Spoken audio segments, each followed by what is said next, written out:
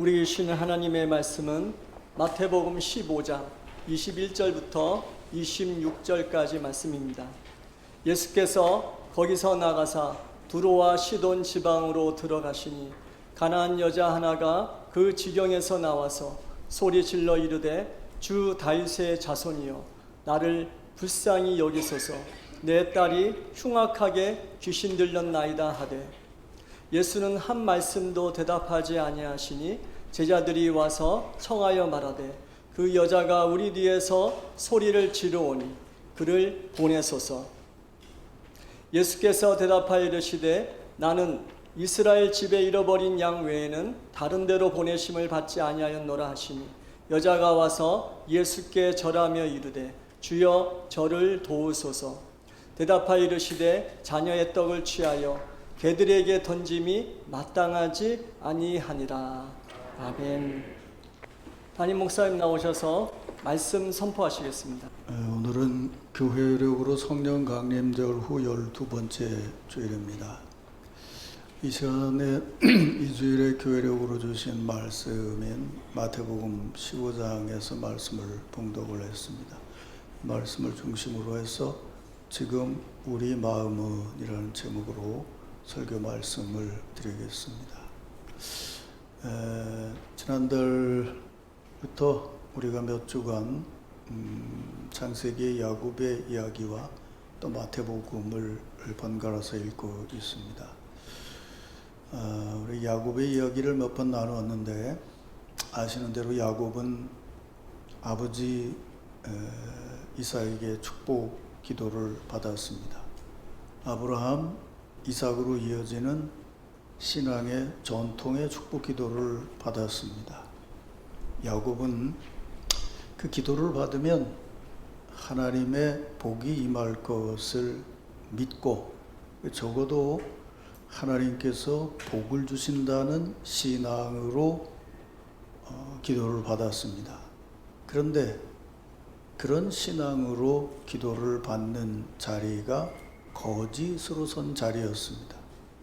눈이 어두운 아버지를 속여서 형인 것처럼 가장하고 축복 기도를 받았습니다. 위대한 신앙의 조상인 아브라함, 또 그의 신앙을 이어받아서 겸손하고 순수하게 살았던 이삭, 그의 손자고 그의 아들로 그의 신앙 안에서 살았는데 야곱은 지금 하나님의 복을 받는 자리에서 아버지를 속이고 하나님을 속이고 있습니다. 그의 이런 행동이 아브라함과 이삭의 가문에서 태어난 이어지는 신앙 안에 있었던 것인데 어떻게 과연 이런 일을 할 수가 있었던 것일까? 또 기도를 받고 형의 미움을 사서 외삼촌 집으로 도망을 가다가 우리가 지난번에 나눈 것처럼 한밤에 빈들에서 꿈에 하나님의 환상을 보았습니다. 하늘로부터 사다리가 내려지고 거기서 천사들이 오르락내리락 하는 것을 보고 그 위에 서신 하나님의 환상을 보았습니다. 잠에서 깬 야곱은 내가 하나님이 여기 계신다는 것을 깨닫지 못했다고 고백을 합니다. 그런데 그 고백 후에 이내 하나님하고 거래를 합니다. 하나님께서 나를 지켜주셔서 무사히 고향의 대로 돌아오게 하신다면 제가 11조를 드리겠습니다. 요즘 말로 얘기하면 하나님하고 지금 딜하고 있어요. 흥정을 하고 있다는 거예요. 아니 금방 그 자리에서 하나님의 임재를 체험했는데 어떻게 이런 행동을 할 수 있었던 것인가? 야곱이라는 인물은 신앙의 가문에서 태어나고 하나님의 축복을 믿고 그 복을 받으려고 애쓴 신앙인인데 어떻게 하나님과 아버지와 형에게 그렇게 거짓되고 불경한 언행을 할 수 있었던 것인가? 우리가 또 후에 보게 되겠지만 후에 야복강에서 천사와의 씨름에서 환도뼈가 부러지고 그의 이름이 야곱에서 이스라엘로 바뀌어지는 체험을 하고 야곱은 새 사람으로 변화가 됐어요. 그렇다면 이전에 신앙의 가문에서 태어났다는 것, 축복 기도를 받았다는 것, 신비한 하나님 체험을 했다는 것, 이런 은혜가 야곱이라는 사람의 신앙 형성에 의미가 없었던 것인가 라고 하는 물음이 생겨지게 됩니다. 프랑스의 유명한 사상가이자 유명한 시인인 폴 발레리는 진리에 대한 것을 고민하면서 이런 얘기를 했습니다. 오늘의 나는 분명히 과거, 어제의 내가, 어제 들은 말, 어제 겪었던 사건들과 씨름을 하면서 그것에 영향을 받고 자기의 것으로 만들어서 된 나입니다. 또 오늘의 나는 내가 오늘 들을 말, 겪은 사건들과 씨름을 하고 그것을 소화시켜서 자기의 것으로 만들어서 내일의 내가 됩니다. 근데 문제는 이렇게 과거, 현재, 미래 이런 현실의 영향을 받아서 나를 이루어 가는데 그게 사람마다 각기 다르다는 것입니다. 똑같은 시간에 똑같은 장소에서 똑같은 말을 듣고 똑같은 사건을 겪어도 그거를 소화시켜서 나를 이루는 모습은 사람마다 다르다는 겁니다. 이렇게 서로 다르게 나를 이루는데 결정적인 중심은 발레리는 바로 정신이다, 영혼이다, 마음이다 이렇게 이야기를 합니다. 그렇다면 이런 기준에서 본다면 야곱이라는 사람은 아브라함, 이삭의 신앙 가문에서 태어나서 자라고 하나님의 축복 기도를 받고 하나님의 비전을 보았는데 그때까지 그의 정신과 마음은 아브라함이나 이삭을 이어받은 하나님 신앙적인 것이 아니었던 것 같습니다. 할아버지나 아버지의 마음과 달랐던 것 같습니다. 그러니까 출생부터 시작을 해서 겪는 일, 겪은 환경을 소화시키면서 하나님의 뜻, 하나님의 마음으로 자신의 정신과 마음을 형성해 나갔어야 되는데 그렇지 못했던 것 같다, 그런 말입니다. 그래서 이어지는 사건들 속에서 그는 신앙적인 마음을 계속 형성해 나가는 쪽으로 발전하지 못했고 오히려 점점 더 그런 모습을 보이게 됐다는 겁니다. 제가 8월 달에 들어서 청년들 보고 앞자리에 앉으라고 그러고 청년들이 설교를 잘 들으라고 그러는데 오늘도 마찬가지입니다. 가장 신앙적인 유전을 안에서, 환경 안에서, 체험 속에 살아도 야곱의 정신과 마음은 신앙적이지 못했고 그래서 그런 쪽으로 발전해 나갔고 약복강의 결정적인 체험을 하면서 자기 자신이 무너지는 사건을 겪은 후에야 신앙적인 마음과 정신이 다시 세워지기 시작했다는 것. 이런 전제에서 봤을 때 지금 내가 신앙인으로 살아가고 있다는 것이 어떤 자리이고 무슨 의미를 가지고 있는 것인가? 우린 지난 시간에 마태복음에서 예수님의 마음을 읽었어요. 빈들에 모인 사람들에게 오병이어로 먹인 사건을 보면서 예수님의 마음을 생각해 봤어요. 그 현장에서 현실적이고 합리적이고 계산적으로 보았을 때 이 무리를 빨리 보내는 것이 현명하겠다고 하는 제자들의 생각과 마음을 넘어서서 예수님은 그들을 사랑으로 불쌍히 여기시며 먹이시려고 하셨고 그것이 예수님의 마음에서 나오는 행동이었어요. 부활하신 주님을 만나고 변화된 사도 바울의 유명한 고백이 고린도전서 첫 부분 2장에 나오는데 그는 이전에 그 선교의 실패의 체험과 더불어서 이런 말을 합니다. 형제들아, 내가 너희에게 나아가 하나님의 증거를 전할 때에 말이나 지혜의 아름다운 것으로 아니하였고 내가 너희 중에서 예수 그리스도와 그가 십자가에 못 박힌 것 외에는 아무것도 알지 아니하기로 작정하였습니다. 사도 바울은 유대인은 표적을 구하고 헬라인은 지혜를 찾으나 나는 십자가에 못 박히신 그리스도만 전한다고 하면서 이런 말을 했어요. 사도 바울은 고린도에서 전도할 때 오직 예수님만 전했다고 합니다. 유대인들은 기적을 구하고 헬라인은 지혜를 구하는데 나는 그런 것을 버리고 오직 예수님의 십자가만 전했다고 합니다. 그래서 목사님들이 이 대목을 설교하면서 사도 바울은 당시에 가장 중요한 학문인 수사학으로 전하지 않았고 십자가로 전하면서 설교를 했다고 합니다마는 생각해보면 설교를 구성하고 있는 것이 수사학이고 지식인데 어떻게 수사학과 지식 없이 예수님을 전할 수 있겠습니까? 논의도 없고 순서도 없이 예수님을 전할 수 있겠느냐 말입니다. 또 그거 아면 놀라운 능력이나 기적으로 전해야 될 텐데 사도 바울은 그것으로도 전하지 않았다고 합니다. 논리적인 말도 아니고 하늘의 기적도 아니고 그것이 아닌 것으로 전했다면 도대체 사도 바울은 무엇을 가지고 예수님을 전했다는 겁니다. 분명히 예수님도 그 두 가지 수단을 통해서 말하셨습니다. 사도 바울은 성경 안에 무려 10권이나 서신을 남겼는데 그게 지혜와 수사학으로 쓴 글이 아니면 무엇이겠습니까? 사도 베드로가 한 번에 3,000명씩 회개를 시켰는데 그것은 놀라운 표적이며 기적입니다. 분명히 표적과 기적으로 사도들은 예수님을 전했습니다. 그런데 사도 바울은 지혜나 표적이 아닌 그 무엇으로 예수님의 복음을 전했다고 하는 말이냐 그 말입니다. 분명히 사도 바울도 지식과 지혜로 전했고 기적적인 일도 행했습니다. 하지만 사도 바울은 자신의 지식이나 기적을 내세워서 예수 그리스도와 복음보다 앞서서 행하지 않겠다는 결심을 말하고 있는 것. 복음을 전하며 예수 그리스도께서 십자가에 박히신 것만 전하겠다는 것은 예수를 전하며 오직 그의 마음의 중심에는 예수님의 십자가의 희생적인 사랑만 담고 있고 그 사랑에서부터 시작하고 그것으로 일하고 복음을 전하겠다는 결심입니다. 그래서 그 갈등 많은 고린도 교회에 편지를 쓰면서 마지막 절정인 고린도전서 13장에서 사도 바울은 다른 말을 하는 것이 아니라 사랑에 대해서 강조하고 있습니다. 지식이나 지혜로 유창한 말로 예수를 전한다 해도 그 마음에 그리스도의 십자가가 없으면 스스로 자신을 낮추고 겸손히 희생하고 실천하는 사랑의 마음이 없으면 복음은 역사할 수 없다는 것입니다. 신비한 능력을 행해도 그 마음에 예수 그리스도의 십자가와 사랑이 없으면 자신을 낮추고 겸손히 희생하는 사랑으로 헌신하지 아니하면 복음은 어떠한 기적을 통해서도 역사하지 않는다는 것입니다.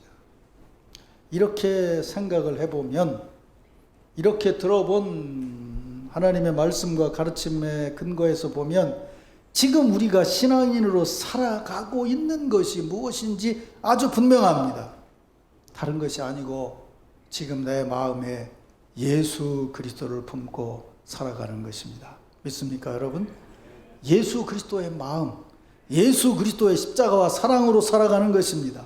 지금 내가 살아가는 자리에서 수도 없는 것을 보고 수도 없는 것을 듣고 수도 없는 일을 겪고 그리고 거기서 내가 무언가를 주목해서 말하고 평가하고 행동하는 그 모든 일이 다른 어떤 것이 아닌 내 마음에 살아있는 예수 그리스도의 마음, 십자가를 지시고 고난을 받으시기까지 우리를 사랑하신 그분의 마음이 중심이 되어서 그것이 해석의 기준이 되고 거기서부터 나오는 말과 행실로 살아가는 것, 그것이 바로 그리스도인의 삶입니다.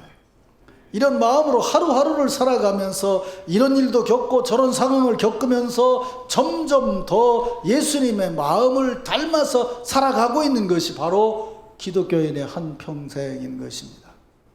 사랑하는 성도 여러분, 기도의 달을 지나면서 여러분 모두 예수님의 마음, 예수님의 십자가와 사랑을 더욱 마음에 굳게 담고 살아가시기를 주의 이름으로 축원합니다.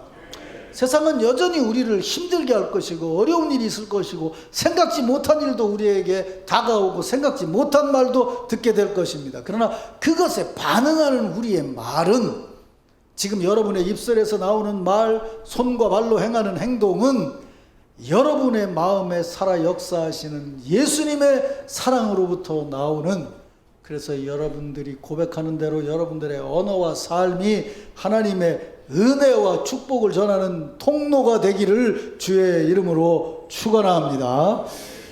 이제 이런 마음으로 주일 아침 축복 인사를 나누겠습니다. 오늘 아침에 우리 이런 마음으로 서로를 축복합시다. 우리 예수님의 마음으로 살아갑시다. 이렇게 축복하십니다.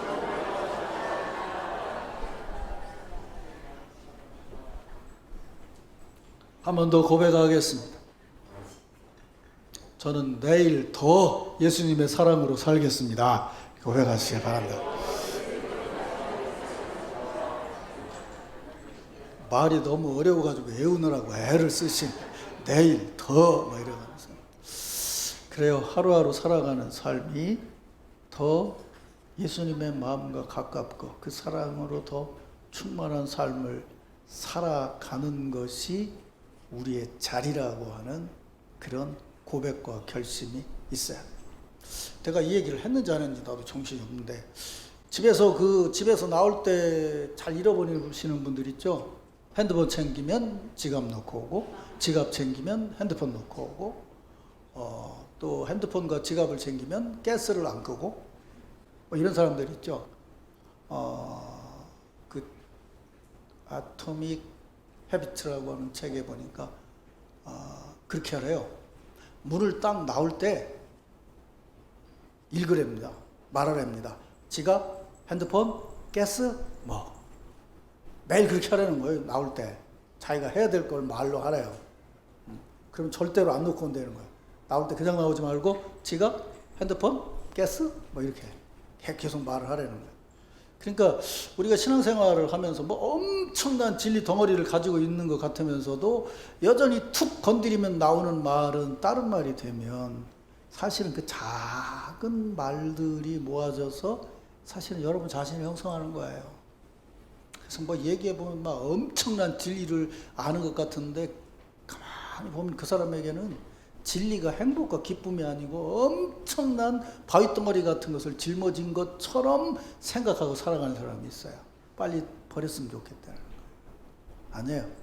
신앙의 삶은 사랑의 덩어리를 짊어지면 점점 더 그 덩어리가 무거워져도 여전히 하나님의 사랑과 은혜로 살아갈 수 있어요. 믿습니까, 여러분? 그 감당하라고 직분 주는 거죠. 자, 오늘은 이제 이런 생각의 흐름에서 오늘 주신 말씀으로 우리 마음에 담는 사랑에 대해서, 마음가짐에 대해서 조금 더 생각해 보려고 합니다. 예수님께서 두로와 시돈 지방에 가셨어요. 무슨 말씀이냐면 이방 지역에 갔다는 거예요. 유대 지역에서 복음을 전하시던 분이 이방 지역에 갔는데 거기서 한 여인이 예수님을 찾아옵니다. 가나안 여인이라고 분명히 지적하고 있죠. 이건 이미 벌써 갈등이 있다는 거예요. 안 만나주고 서로 교제가 없고 사람같이 여기지도 않는 관계라는 걸 이미 벌써 말해주고 있는 거죠. 근데 그 여인이 예수님을 향해 와서 소리를 지릅니다.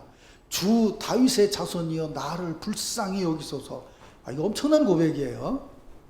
그냥 뭐 우리 그냥 안 되면 아유 주여 뭐 이러는 정도 차원이 아니에요. 이건 뭐라고 얘기할까? 불교 신자가 갑자기 교회 와서 주여 뭐 이러는 것 같은 분위기예요. 이게 지금 상황이. 그러면서 내 딸이 흉악하게 귀신이 들렸나이다. 근데 예수님이 그 간절한 외침을 듣고 한마디도 안 하세요. 그랬더니 제자들이 와서 예수님께 청합니다. 이 여자가 자꾸 우리 뒤에서 소리 지르고 시끄럽게 하고 벌상스러우니까 그냥 돌아가라고 좀 해주셨으면 좋겠습니다. 라고 얘기를 해요. 참 기가 막히죠. 근데 우리 이런 실수를 잘하죠. 우리가 지난번에 바로 지난주일에 봤잖아요. 뭐라고 그래요? 선생님 아무래도 큰일 날 것 같으니까 빨리 돌려보냅시다.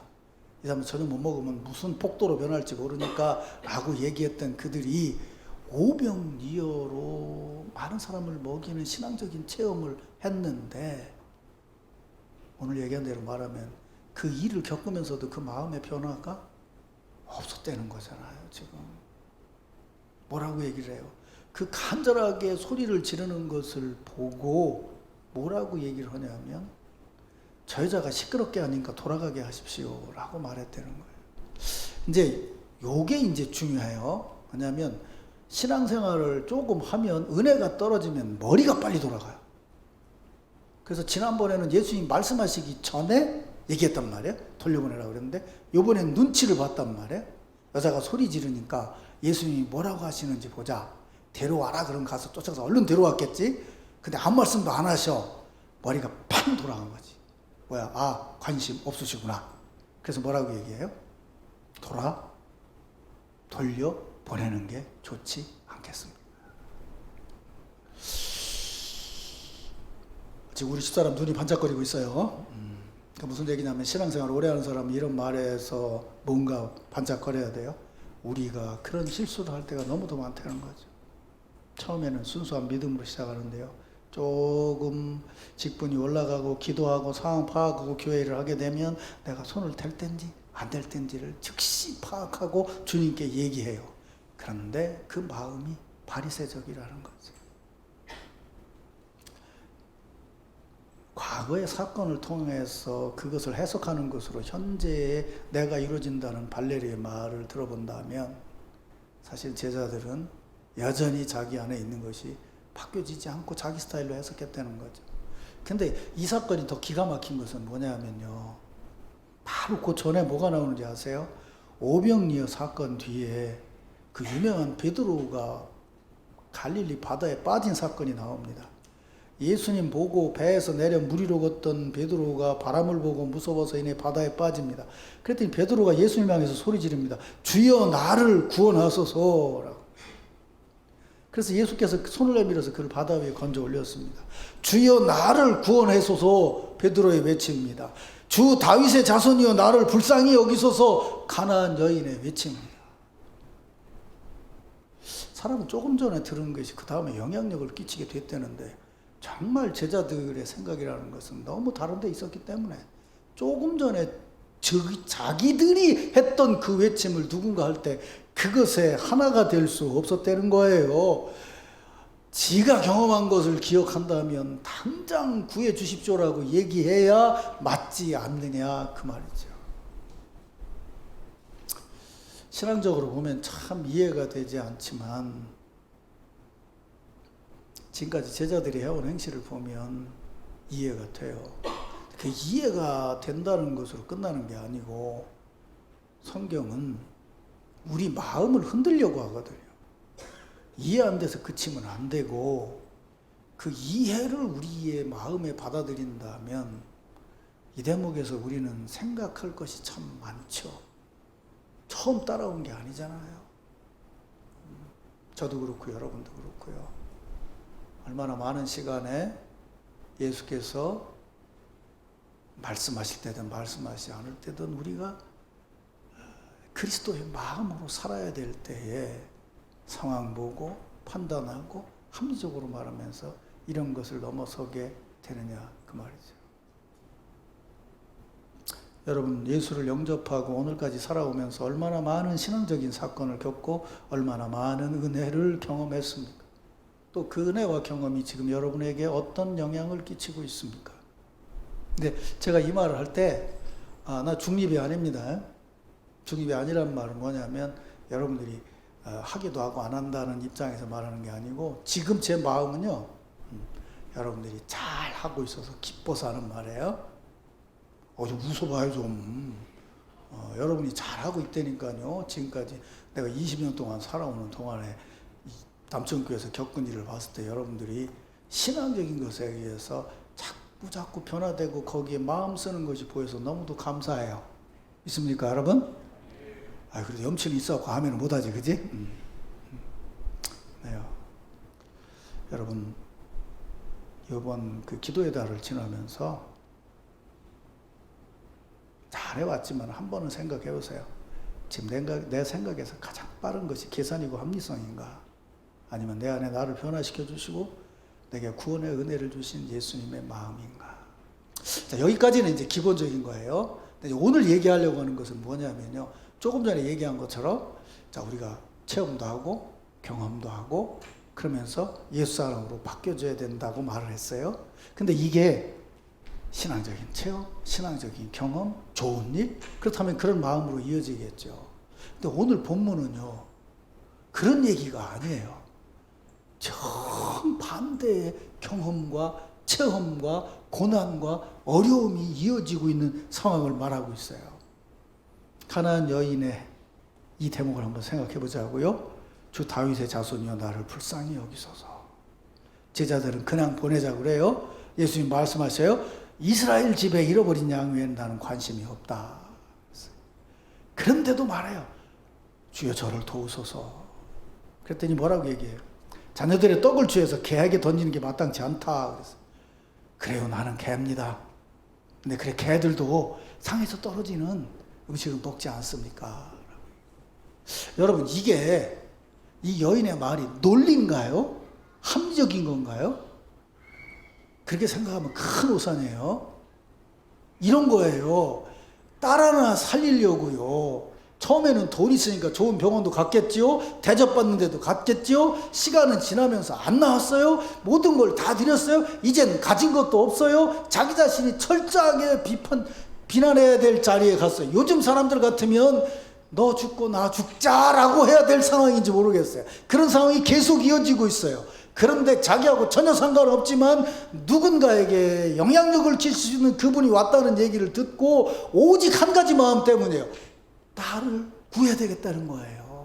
딸을 고쳐야 되겠다는 마음이 시간이 지나면서 좋은 상황, 나쁜 상황, 어려운 일, 좋은 말, 나쁜 말 들으면서 이 여인에게는 그게 무너지고 사가지고 포기하는 것으로 이어진 것이 아니고 시간을 지나면서 더 강해졌다는 거예요. 믿습니까, 여러분?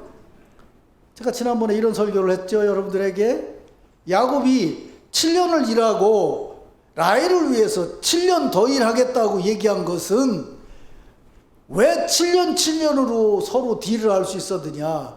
7년 동안 고마움으로 일한 것이 그의 삶의 하루하루가 삶의 자리가 됐기 때문에 7년을 살아보니까 7년 더 살 수 있을 거라고 하는 마음의 변화가 있었다는 거예요. 고마움으로 7년을 살았던 것이 있었기 때문에 라헬을 위해서 7년을 더 일할 수 있었던 거예요. 그러면서 사랑으로 7년을 일했더니 외삼촌이 거짓말 하는데도 속았는데도 7년을 더 일할 수 있었다는 거예요. 이 여인이 딸을 위해서 처음에는 어떻게든 살려야 되겠다는 가진 모든 것을 다 가지고 일했겠죠. 그 다음에 자기 자신을 들이면서 일했겠죠. 그 다음에 남들에게 멸시를 받으면서 했겠죠. 그러나 처음부터 했던 그것이 그의 마음에서 사랑으로 하나씩 하나씩 쌓아졌기 때문에 그는 마지막에 예수님 앞에서 너는 개다라는 소리를 들으면서도 그렇습니다. 개라도 땅에서 떨어지는 부스러기라도 좀 주십시오 라고 고백을 했을 때에 예수께서 제자들에게 말씀하세요. 여자여 내 믿음이 크도다 내 소원대로 되리라 하시니 그때부터 그의 딸이 나으니라. 여러분, 이게 은혜의 축복이고 신앙의 신비인 것을 믿으시길 바랍니다. 여러분 자신이 말씀과 더불어 살아가는 작은 일들이 모아져서 여러분들의 마음이 되고 그 마음이 모아져서 영적인 습관이 되고 그것이 어느 날 모든 것이 다 무너진 것 같을 때도 여전히 능력을 발휘할 수 있게 되는 거예요. 믿습니까, 여러분? 그래요. 그래서 우리는 성화를 믿는 성결교회 신자들이에요. 시작을 해서 하루하루를 살아가면서 그 삶의 습관이라는 걸 난 요번에도 다시 지난 주간 한 주간 뭐 시간이 없어서 꼬박 이제 이번 주에 주일날 가서 이제 화요일부터 사흘간 가르쳐야 될 강의인데 내가 전공한 과목이 아니고 설교학을 가르쳐야 돼요. 근데 목회자에게 가장 중요한 것이 설교 아니겠어요? 근데 참 희한한 것은요, 다 혼자 참 하나님의 역사가 놀랍다 그렇게 생각한 대목이 뭐였냐면, 제가 신학교 1학년을 다니다가 갑자기 군대에 끌려가게 됐어요. 근데 군대에 끌려가게 됐다고 여름에 신체검사를 하고 1월 달에 이제 군대를 가게 될 텐데, 그때는 신체검사를 하면 무조건 끌려갈 때였으니까 무슨 생각이 드냐면, 신학교 1학년 다니는데 뭘 알아야죠. 근데 신학교를 다니다가 군대를 가면 군종사병을 해야 될 것 같아, 생각이. 그래서 무슨 짓을 했냐 하면 1학년인데 4학년 설교학 교실에 들어가서 설교학 교재를 빌려다가 설교학 교재 한 권을 다 요약을 해서 외웠어요. 그때는 그게 번역본이 없었는데 시간이 지나고 보니까 그 책이 아주 설교학 책 중에서 유명한 책이더라고요, 나중에 번역이 돼서. 근데 참 재밌는 것은 요번에 제가 필리핀에 가서 가르칠 책이 그 책이에요. 그러니까 나는 그 책을 1975년에 다 외웠다니까. 그때는 정신없이 그걸 보느라고 봤는데 요번 일주일 동안에 그거하고 한 700페이지 되는 설교학 책을 한 2, 3일 만에 다 띄었어요. 그 책을요. 그래도 감사한 게 한 2년 동안 영어 안 하다가 어거스틴을 읽느라고 2년 내내 코로나 기간에 읽었더니 영어책이 술술술 읽힌다니까요. 아멘도 안 하지. 남 일이라서. 그래서 야, 이게 하나님이 역사하시는 것이 이렇게 준비하게 하시는구나. 내가 생각할 때 앞으로 자라나는 목회자들을 어떻게든지 바르게 가르쳐야 되겠다고 생각을 하고 준비를 했는데 하나님 내 생각을 넘어서서 필리핀의 사역자들을 가르칠 수 있게 해주신다. 난 지금 꿈에 부풀어 있어요. 진짜 책 한 권도 없이 가르친 사람들이 어떻게든지 책이라도 한 권도 복사해서 더 갖다 주고 하고 하려고. 요번에 가지고 가랬더니 지난번에 2번을 보냈는데 세상에 700페이지짜리 책을 20몇 권을 남겨놨더니 10권이 15kg가 나가더라고요. 다 묶어가지고 지금 가지고 가려고 그러고 있어요. 근데 우리 집사람이 알듯이 나는 뭐 들고 가는 걸 절대로 싫어하는 사람이에요. 어디 갔다 와도 집에도 선물도 안 사오는 사람이에요. 근데 내가 그걸 가지고 가려고 그러는데 기쁘다니까. 20kg 들고 가려는데. 왜 그러겠어요? 주의 일이니까 그렇지. 주는 일이니까 그렇지. 그렇게 살았으니까 그렇지. 그래요. 여러분 신앙생활 하면서요. 어려운 일이 있을 때든 좋은 일이 있을 때든 우리가 살아가는 신앙의 습관은 여전히 주의 사랑을 나누는 삶이어야 됨을 믿으시길 바랍니다. 그 삶이 이어졌더니 고칠 수 없는 딸을 고칠 수 있었다니까요. 놀라운 하나님의 역사죠. 나는 근데 그 딸을 고친 것만이 역사가 아니고 그 시간까지 그 딸을 위해서 열심히 애를 썼던 그 여인의 작은 헌신들이 모아진 것이 나는 하나님이 베풀어 주시는 은혜라고 믿습니다. 그것이 오늘 우리에게 주시는 축복이죠. 나는 요즘 뭐 MZ세대 이렇게 얘기하는데 우리 청년들이 그런 삶을 조금씩 배워갔으면 좋겠어요. 그런 은혜를 배워갔으면 좋겠어요. 이제 설교를 마무리하겠습니다. 우리가 신앙의 삶을 살면서 참 그게 참 딜레마처럼 느껴졌어요. 왜 똑같은 일을 겪는데 어떤 사람은 저 일에 대해서 저렇게 긍정적으로 반응을 할 수 있는데 어떤 사람은 왜 저렇게 부정적이고 일마다 저렇게 생각을 하고 살아갈까? 그게 아마 우리들만의 고민이 아니고 생각하는 사람 누구든지의 고민이었고, 제가 깨닫게 되는 것은 그 내 생각이라고 생각하지 말고 지금은 하나님의 은혜 안에서 생각하자는 것이 지금의 제 신앙이에요. 그런데 그 은혜 안에서 보는 우리 신앙은 어떤 일을 겪든지 그리스도의 사랑 안에서 생각하고 사랑으로 일했을 때 내 생각을 넘어서서 하나님의 역사하심을 체험하게 된다는 것이죠. 이런 은혜와 축복이 기도의 날을 지나는 여러분 모두에게 함께하기를 주의 이름으로 축원합니다.